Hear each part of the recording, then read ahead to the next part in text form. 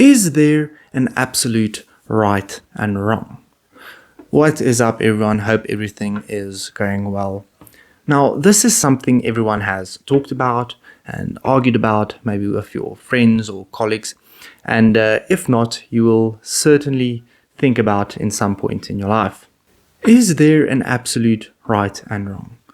To be more precise, an absolute moral truth. Well, to discuss this, we must first define the two schools of thought in relation to the problem of moral relativism and moral absolutism. So, moral relativism is a word that suggests moral truth is obviously relative.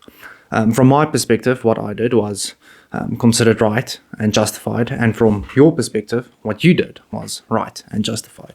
So something one group of people considers right might not be considered right by another.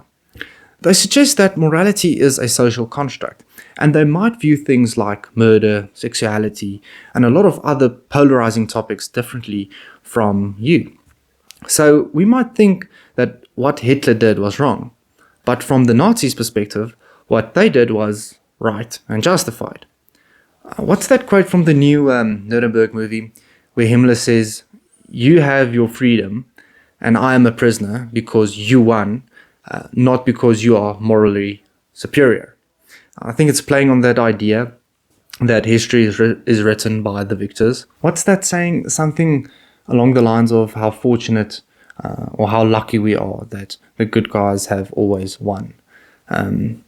So then we move over to moral absolutism. It states that certain actions are always wrong or right, regardless of belief or culture. In contrast with moral relativism, moral absolutism must be grounded on a basis, whereas relativism is a lot more subjective.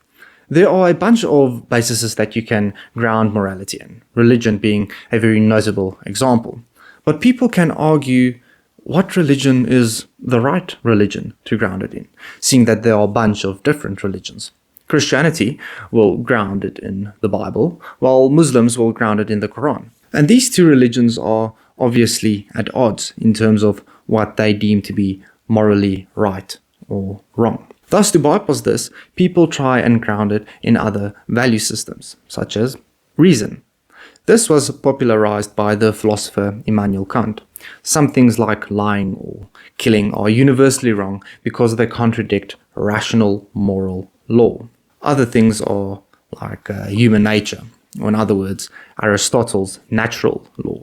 Some things are wrong because they prevent humans from flourishing. We can ground it in consequences, other words known as utilitarianism. Actions causing extreme suffering to innocent people can never be justified because they bear no utility to the human race. So I would say morality basically comes down to this question. Was it discovered, for instance, like math, or was it created or invented, like cultures? To take our conundrum even further, we can ask, what do we really mean by good and bad? Is good something shared collectively, like our common understanding of colors such as green or purple? And if there is, let's say, a set in stone definition of good and bad, does that mean we ought to do what is good and we ought not to do what is bad? This brings us to the is-ought problem brought up by the philosopher David Hume. So it basically goes like this.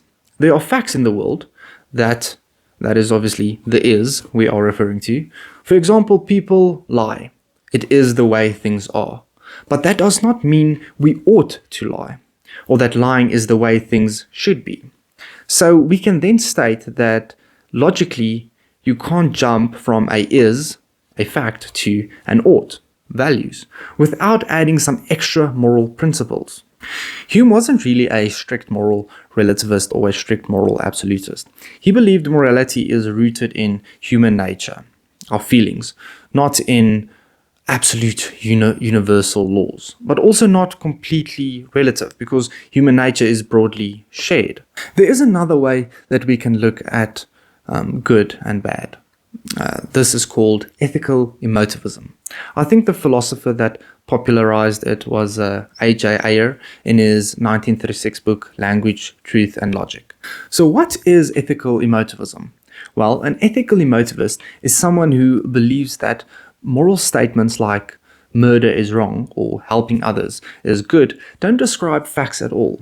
They just express emotions or attitudes. This became known as the boo hurrah theory, because saying murder is wrong is like saying boo murder. So you're not making a factual or absolute statement. Your view of what is right and wrong just comes down to how the act makes you feel, you know?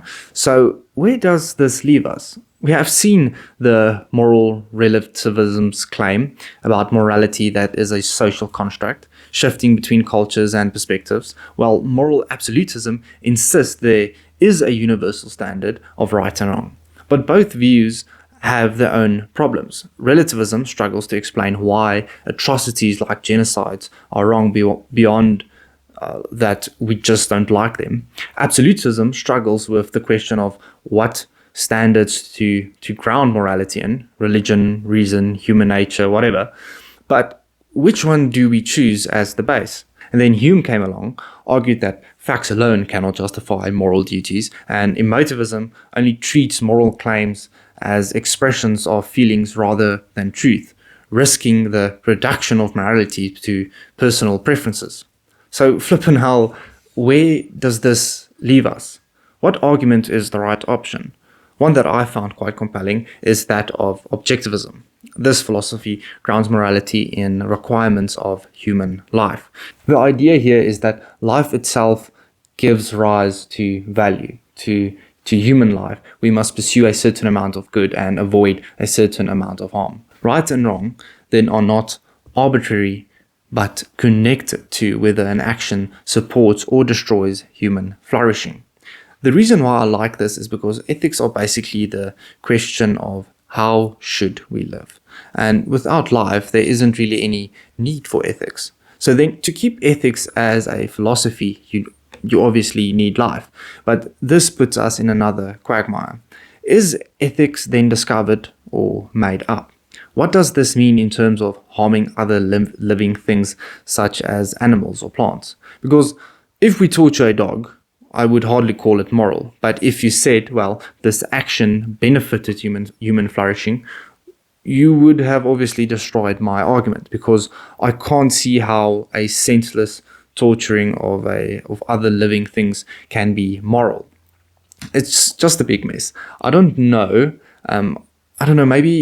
Maybe ethics is a mixture of all these things. Sometimes it's relative, sometimes it's absolute. Sometimes you have to be a bit of a motivist and, just sprinkle a bit of objectivism in between. But when I find something better or better arguments, I think I'll make a new video about it. But for now, I think that's all that I have on absolute right or wrong.